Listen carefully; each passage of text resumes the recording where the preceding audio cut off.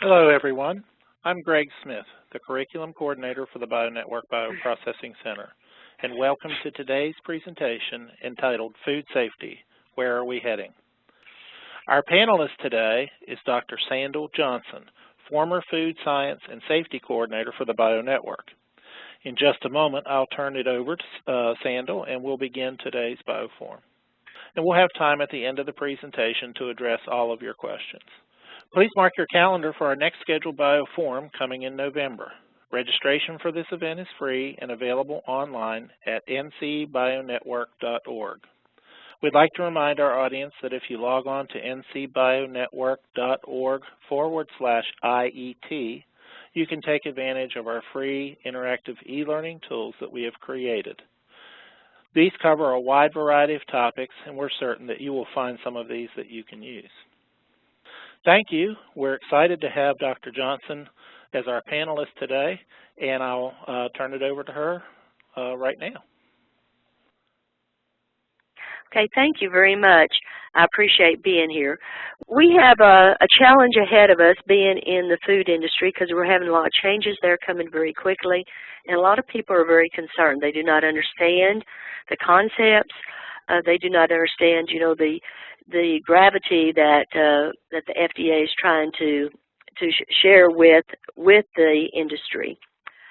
So right now we are looking at foodborne illnesses. We have 1 in 6 Americans are getting sick every day, and we're looking at a large number being hospitalized. And the main concern is that we have 3,000 that die each year from foodborne diseases. Unfortunately, many of these diseases can be prevented, and this is one aspect that we are looking at in the food industry. We have a whole change of foods that have been coming forth recently. We have not only processed foods, we have foods that are labeled as natural, we have foods that are labeled as organic, and we have a large number of imported foods, which we'll talk more about. And we are also experiencing a lot of new exotic foods coming into the food supply. So with this change in the type of foods, we are experiencing new factors that we had never before thought that we would have to be dealing with as food experts.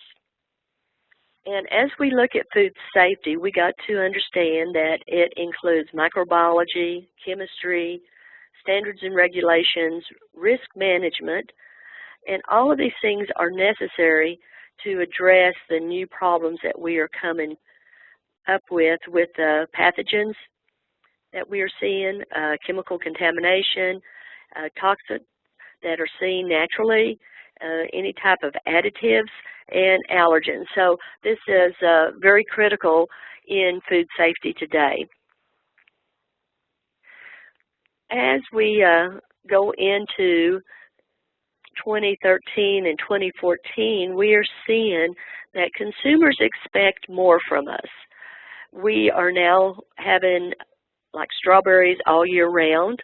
We are having many produce that we never would have seasonally on our supermarket shelves. We are having a variety of foods that we have never had before that we can have access to all year round. And again, this is what consumers want. They want the diversity of foods. They want to be able to have them all the time.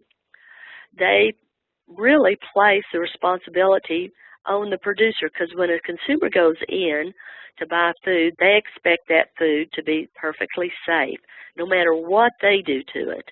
They want a food that is a zero tolerance, and we were discussing this recently at a food conference, that even statistically in research, we do not even go for zero. It's very difficult to get to that point, and we're very concerned that this may be one of the new standards that we may be looking at in the future, a zero tolerance for any type of pathogens. And as we're going into the movement of more local and unprocessed foods, we will see possibly new pathogens that arise in this area too. We see that consumers are very concerned about chemicals, and the consumers expect the government to be very open about everything that is going on within the food industry. And as I just mentioned, we have a great deal of science that follows us within our industry, and we are seeing new risk that we're finding in items that we never saw before. Peanut butter, cookie dough, a lot of items like this that 20 years ago, 15 years ago, even 10 years ago, we were not seeing these risks. A lot of this has to do with our capability to be able to identify and to understand these pathogens. We are now going into the genetic makeup of pathogens and seeing how these can affect people. We are understanding more how these pathogens can go into the body and how it can produce toxins, how it can trigger an illness. And since 2006, there have been 13 new outbreaks in foods that we had never seen before. So we are seeing new outbreaks in foods that once were considered very safe, we're beginning to see. And a lot of this may be because of our detection methods have become very more varied and that we're able to detect at lower levels.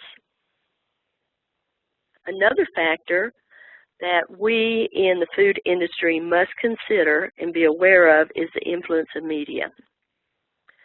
The media runs 24 hours a day now.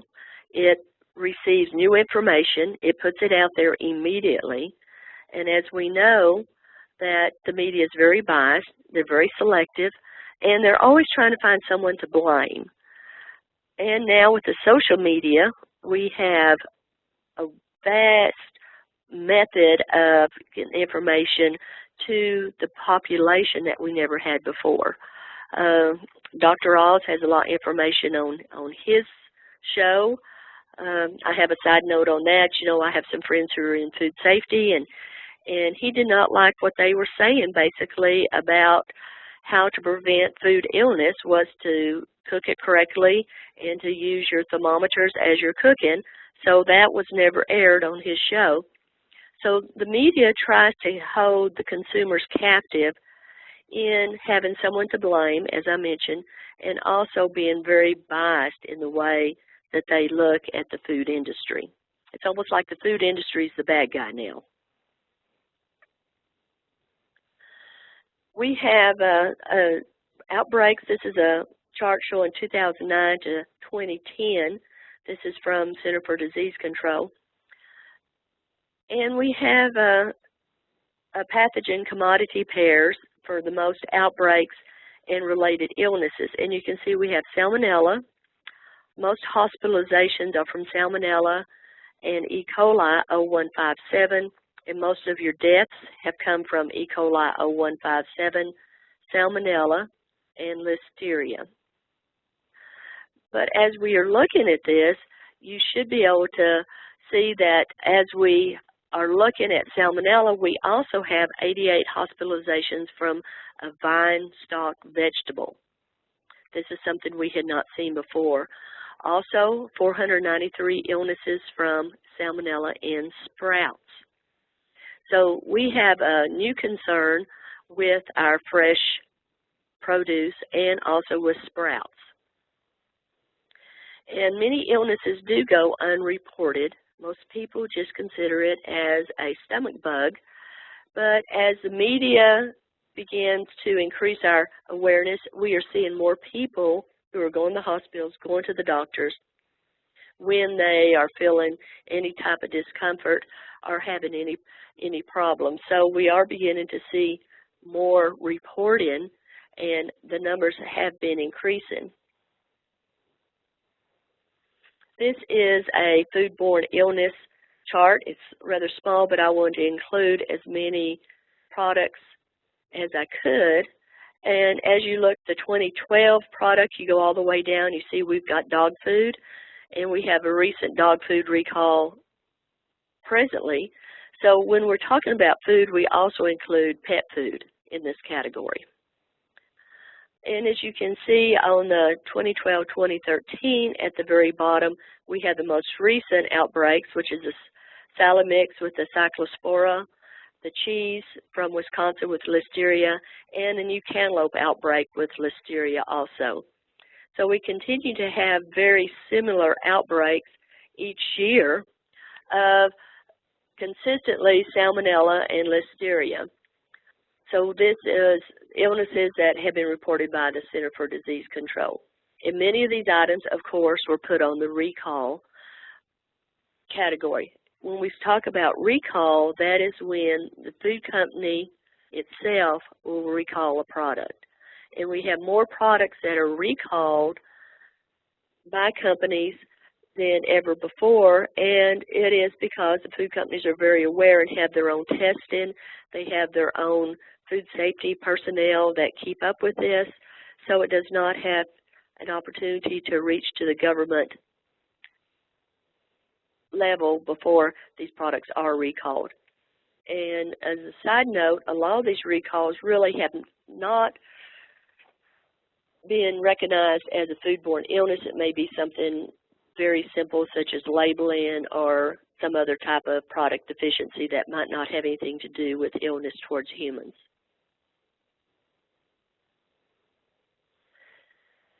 And as we were talking about recalls, the FDA recalls that they have reported, 60% were from undeclared allergens. That means that it was not on the label or the allergens were not known in the ingredients. And we are looking at an increase in the type of allergens that we are seeing in food safety. Of course, we always look at tree nuts, the soy, fish, peanuts, shellfish, eggs, wheat, and dairy. But we have a few other items that could be added to this list that are of concern. They're being watched very closely. One currently is sesame seeds. You know, if you go to McDonald's, all your buns have sesame seeds on it. The industry is waiting for this to become a problem, and if they do, they'll just stop adding sesame seeds to the buns. But again, a lot of the recalls were from the allergens, undeclared allergens. So when you see a recall, make sure you read through it and see exactly what the problem was. It probably has nothing to do, allergens are a illness, but it may just be because they want to catch the product before it goes into the consumers' homes. And as we've been talking, science is changing. We have a lot of expectations, as we talked about. So I wanted to bring us back around and look at this. As consumers become more educated or have more attention drawn to it, we have more consumer action groups. After the Jack in the Box, E. coli deaths back in the 1970s, we had several action groups that came forth from that. We also had the Pew Group and a lot of other activist groups that stay on top of the food industry and any problems. And in doing so, they have finally gotten the government's attention. The government is now looking at not only within the United States, but also worldwide. What is occurring worldwide with food safety? So we now have global initiatives that the government is looking at as far as with our regulations. We have had a quadrupling over the last 10 years of FDA-regulated products. They're being produced globally. 50% of our fresh fruits, 20% of our vegetables, and 80% of our seafood that is consumed in the United States comes from abroad. And again, this goes back to when I was talking about this previously, how people demand to have foods available all year round. And the growth in imports has become very rapid, and we will continue to see more imports in the future from other countries of various types of products. We have consumers who are having a taste of various types of foods. We have now most towns have a Thai restaurant, an Indian restaurant, and many various types of Middle Eastern restaurants. So people are wanting new types of foods in the United States. From this, the Food and Drug Administration, which oversees processed foods, the United States Department of Agriculture oversees strictly meat and poultry products. But the FDA has brought out the Food Safety Modernization Act, and this has not been an effective type of act presently. We are still looking at a lot of changes that are coming forth. We are looking at many factors that are involved with it.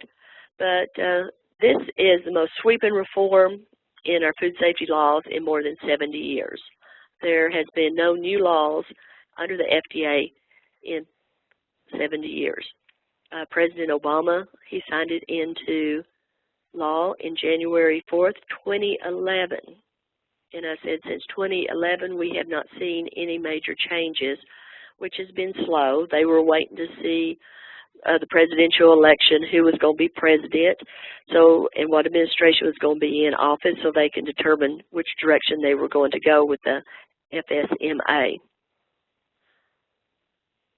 But the most important thing about this is that to ensure that our food supply is safe, the shift is going to be from responding to any problems to preventing problems.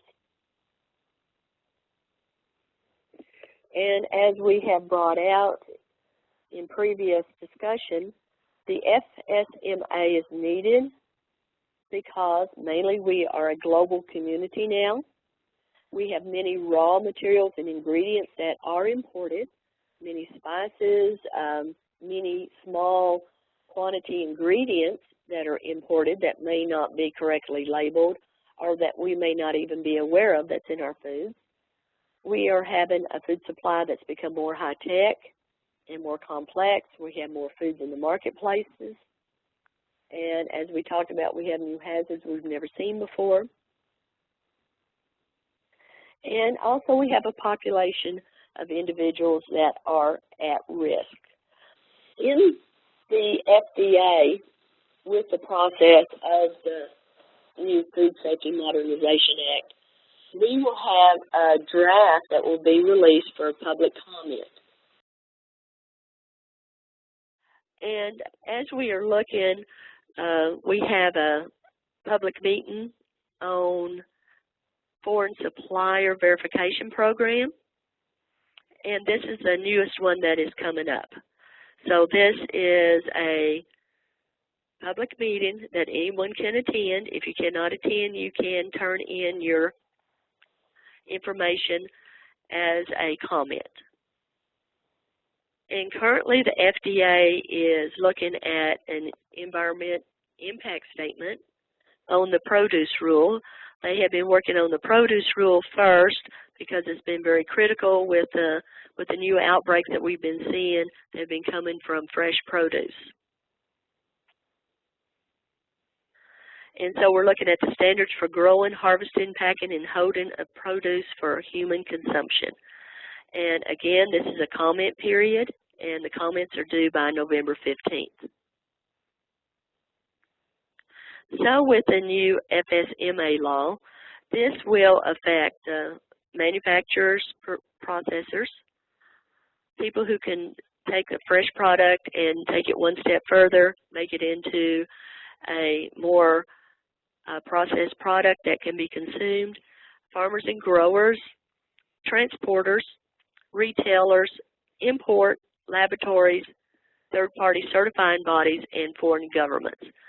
So we are looking at a law that is affecting everybody that's involved in the food industry, not only in the United States but worldwide. And this is a new concept with the United States government as far as enacting and opening up our laws to be in effect with other groups.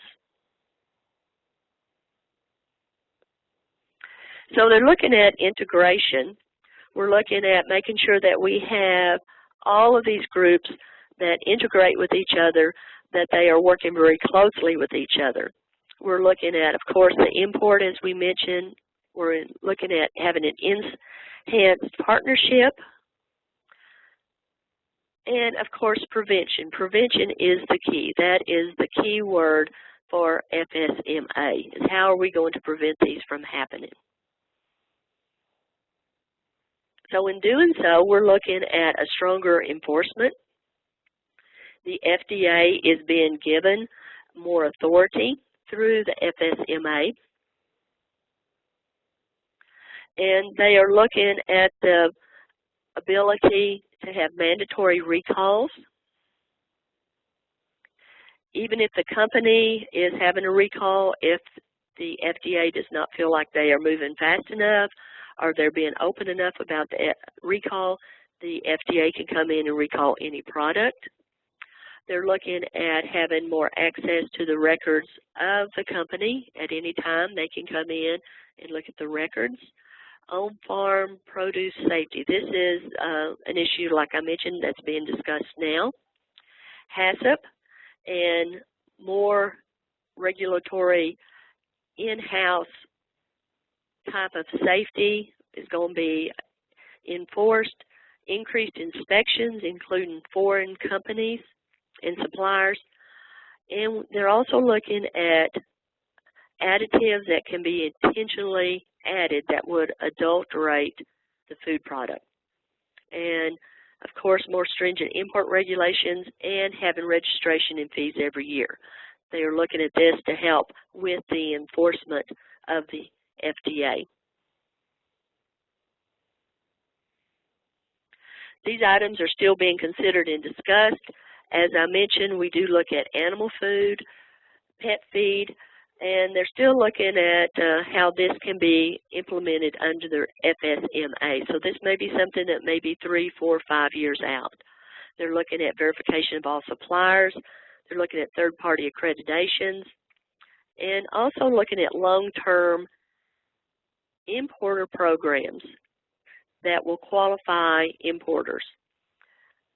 And June 30th of 2015, the courts have declared that all regulations need to be published by the FDA. The FDA has slowly been working on this. As I mentioned, they were watching to see the presidential election. But with the courts, through consumer groups, there has been some lawsuits against the FDA saying that they were taking too long in the enactment of many of these items that they were considering. Because we have it in as an act, now FDA has to write the regulations for all of this. And they're giving them a deadline of June 30th of 2015.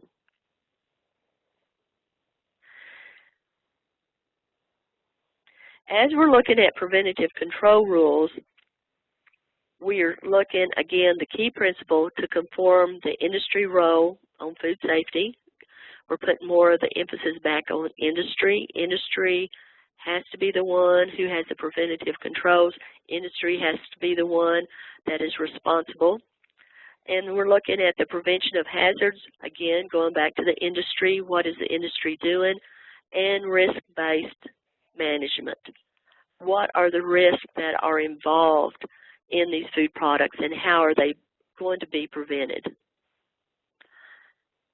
We have requirements, and this is under the hazard analysis and risk-based preventative control. And each facility is required to implement a written food safety plan, which is new. This has been in effect with the USDA for their plants since the 1990s. Each plant has to have an updated good manufacturing practice program, and compliance to this is 1 to 3 years after the final rule is published.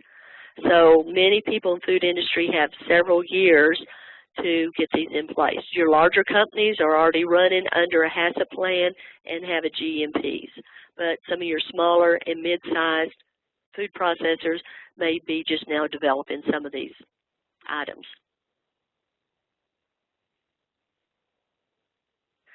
And who is covered under the FSMA Any of the facilities registered with the FDA under the Section 415 of the Food, Drug, and Cosmetic Act. And again, this includes manufacturer, processors, packaging, or holding facilities for human food. So we are looking at even warehousers, people who may even have packaging material that they sell.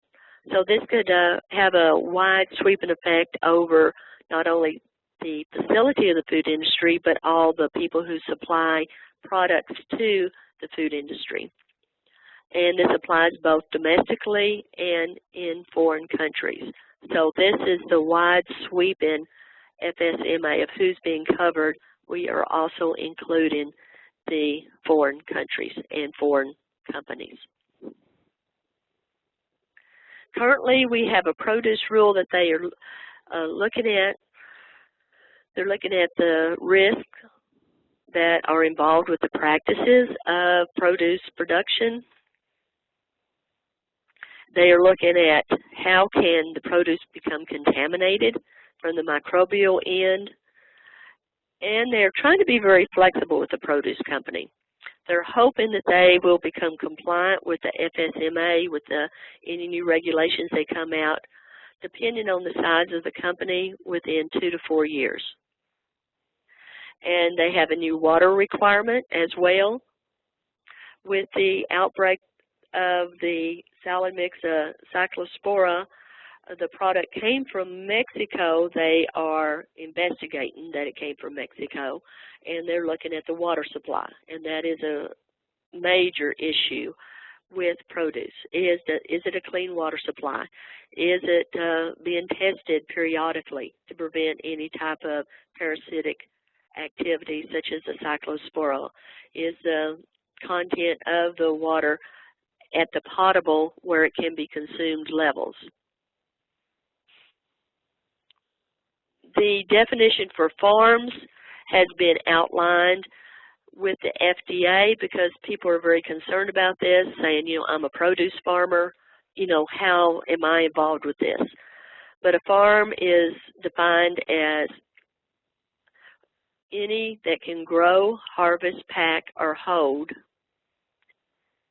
the commodity. And then we also have what we call a mixed type of farm, where they may not only produce it, they may package it, they may add it to another product. So it'd be a mixed type. And we're, again, looking at domestic and imported produces and looking at farms with annual sales over $25,000 per year. And this is how the government defines a lot of these food industry, is by their annual sales per year. So in looking at the standard produce safety, we're looking at not only the activity of growing, packing the product, but we're also looking at the equipment and tools. You may have not heard about when there was a peanut outbreak. One of the companies had a very contaminated piece of equipment, and the company tried to blame it on whoever they had bought that piece of equipment from, but they found that's where the contamination was coming from. Buildings, the overall sanitation of produce within the buildings.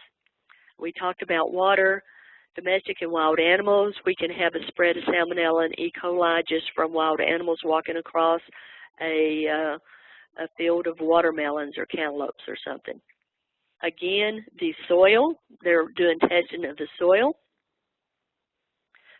because of this to see if anything is growing in the soil that might have come from wild animals, and there being a very specific safety standard that is being written for sprouts. Now we have an importer program that's going to be voluntary. And if an importer has a good reputation, has been doing things correctly, and there's been no problems, they will expedite the entry of their product into the United States. And this will be for a fee program. And the basic requirements also will include testing, tracking, record-keeping, supplier controls, and we will have third parties who will provide certification to the FDA for these importers. And the key to this is keeping records, keeping control of the product through the whole process as it is being imported, and also having certification from a third party. We have third-party auditors that are not part of the FDA, are not part of the FSMA, but still these certifications really go between two companies, and this is more of a marketing tool to sell product, especially if you're exporting overseas. So when we're talking about third-party audits, do not confuse it with some of these audit groups like the SQF, the BRC. We have quite a few that are starting to branch out from these groups, and these are more for marketing tools more than safety that would be looked at under the FSMA. So when the FDA is looking at third-party auditors, they may be even having people who used to work for the FDA, people who work in other types of regulatory agencies acting as third-party auditors here in the United States and overseas. And as we're going through this, we have seen that we are having a lot of changes that are happening worldwide. The FDA is now working with foreign governments to establish more FDA foreign offices, particularly in China, India, the Mideast, Europe, and Central America. The FDA is wanting to build a more technical and scientific capacity with the foreign governments, making sure that their capabilities are the same as what we have, that we are all equal in our testing, in our evaluation of the food safety issues that we be coming forth with the Food Safety Modernization Act. And the FDA will determine how and which foreign governments can provide third-party audits. Currently, China is beginning a 5-year food safety plan. The government's finally seeing an importance in food safety. They're looking at the economics. They're seeing that it is imperative that they have a food safety plan to continue their export of products coming into the United States and to other parts of the world. China is so large and widespread that you even have city administrators that the national group has to get cooperation with. You have provincial, district, and city people that you all have to pull in together. So it's a pretty daunting task for China to try to pull this in to become a national food safety plan. And they are looking at a China state FDA, and they are looking at risk-based, where the emphasis will be on high-risk foods. And this is what our United States FDA is also looking at. When looking at risk-based, we're looking at foods that can be considered a higher risk food, and so they will be scrutinized and evaluated and watched more closely. Canada has a Safe Food for Canada agency. It is a standard inspection. They also include external inspection. And they are very concerned about the international trade. One thing about this in Canada, they have food traceability that even goes back to the animals in the farms. So they are small enough that they can get this established. And this has been one area that we have needed to work on as we continue with our food safety issues that we have here in the United States. And we're looking at the farm-to-fork food safety. This is going to be a difficult traceability just because of the large numbers. And this is something that the USDA, the Department of Agriculture, is looking at and working on now. It would be out of the FDA hands because it would have to do with animals. But we are looking at food traceability back to produce farms, back to the farms of ingredients or any spices, any type of products that we may be including any type of food or further processed foods, we are looking at a traceability. And again, this goes back to where we're not looking at I call it a knee-jerk aspect of it, but we don't wait until we have a problem to start looking into it. We're looking at a way to follow it all the way through.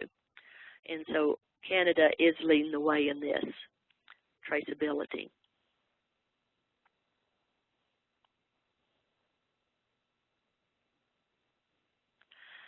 So in summary, the key to our food safety and where we are going with it is globally.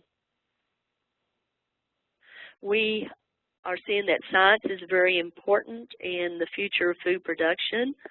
This is why it's critical more people are trained in these areas. We are looking at more trade that is occurring between countries, across the seas. We are having a global, just bursting at the seams type of food products that are coming into the United States. I challenge you all to go through the produce stands in your supermarkets and just look and see where the products are coming from. Every product does have to have a label where it came from, the country of origin. And just compare it and just look at it. But still, if you look at a processed food, it may just have the ingredients. And the ingredients do not have to have it on the label where that product came from. And again, we talked about consumer expectations. And as consumers are demanding more, we are having to become very diligent in our work in developing a safe product for our consumers. We can educate them as much as we can about good cooking practices, how to store food, washing your hands, that type of thing, but still consumers expect our products to be safe when they receive it. The media will continue to get larger and larger and continue to expose more problems with food products. And as we're looking at the Food Safety Modernization Act, it will begin to overlap and is intersecting a lot of the global trading partners. We're looking at a risk-based approach. And, of course, we have comment periods with the FSMA, which I encourage all of you to look into for any new proposed regulations. If you want more information about the FSMA, you can go to www.fda.gov. That's the Food and Drug Administration's website, and they have just pages and pages and pages of information that are talking about the new FSMA and how it will impact producers. Also, you can go to your individual association or industry group. They are very concerned about this. They are on top of the FSMA, and they are making comments, and they are looking how it will affect their members and their people in the particular trade. So if you have any questions, I'll be glad to answer them.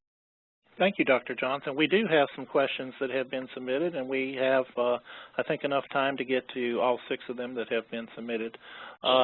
If you'd like to read the question and answer it to the best of your ability, go right ahead. Okay. The first question is, what role does the U.S. Customs play, if any, in the imported foods coming into the U.S.? The U.S. Customs really is looking to make sure that the paperwork is in hand, that is coming in legally. They're looking more at the legal aspect of it. And so that's their point of when they're looking at imported foods. They're not too concerned about the safety end of it, but just the legality that the foods are and have been approved to be imported into the United States. And number 2, how do we effectively regulate what comes into the U.S. without sitting on docks where the food may spoil? That's a good question. We can regulate as they are looking at with the FSMA, the transportation of food products.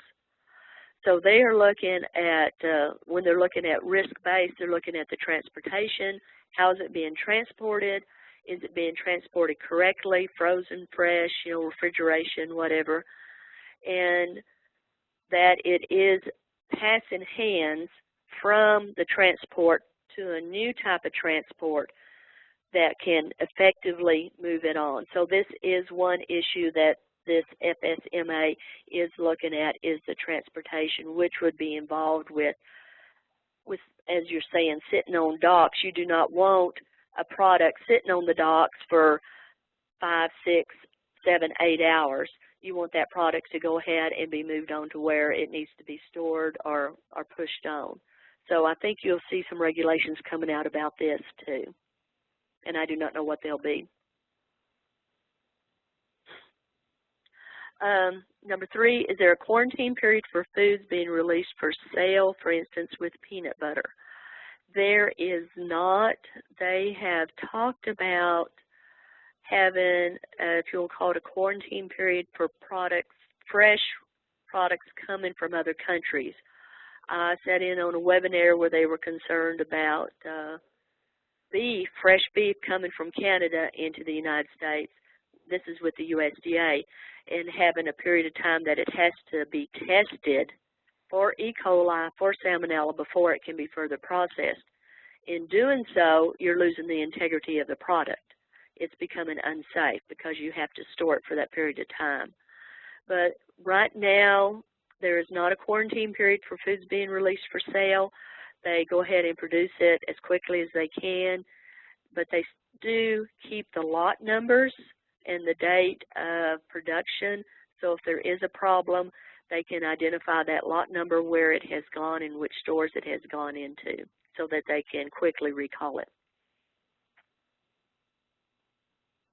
Number 4, can you discuss any efforts you are aware of to prevent bioterrorism in the U.S. food supply?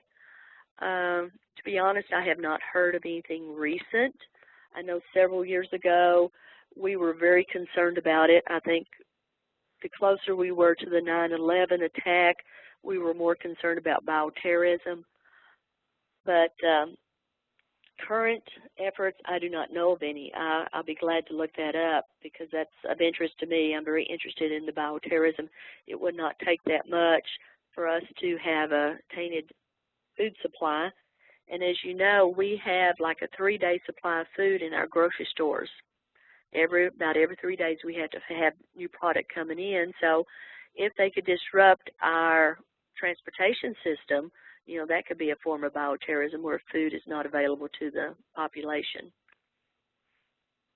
Number 5, how does one weigh the desire to have natural or organic vegetables, fruits versus the need to prevent microbial contamination effectively? I would, as an individual, when you get a natural or organic vegetable or fruit, make sure you wash it very thoroughly when you get home. That is a key. For instance, we have the bagged salad mixes. Those need to be washed once they get home. You open the bag and you just dump it into a bowl to fix your salad, but those do need to be washed thoroughly. The washing is a mechanical action that can disperse microorganisms or any parasites and reduce the level. So that's one area that you can do that in. And number 6, is there a level of good public safety that is appropriate for consumers to consider for food sanitation grades seen on certificates posted in restaurants? And this is regulated by the local health department. So that I would suggest that you contact your local health department and see what their standards are, and determine if they are doing enough regulation, if they are doing enough in-house visits. Just like all of the regulatory agencies, they do not have enough inspectors, they do not have enough money to make facility calls as they need to. And so again, when you're looking at this sanitation grade, You can look at the date when it was signed and see how recently someone came in to give them that sanitation grade, and that does vary from state to state. So I hope I answered that question. All right, thank you very much. You can find out about other BioForum events by visiting our website at ncbionetwork.org. And don't forget to register for our next BioForum event called Cell Enumeration Techniques that will be coming in November. The date and time will be announced on our website soon. I'd like to thank Dr. Johnson, our panelist today, once again for today's presentation, and thank you for your time and participation. This concludes our webinar today, and on behalf of all of us at the North Carolina BioNetwork, thank you and have a great day.